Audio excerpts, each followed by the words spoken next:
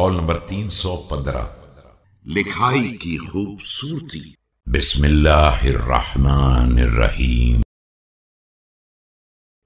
لكاتبه عبيد الله بن أبي رافع: ألق دواتك وأطل جلفة قلمك وفرج بين السطور وقرمط بين الحروف فإن ذلك أجدر بصباحة الخط۔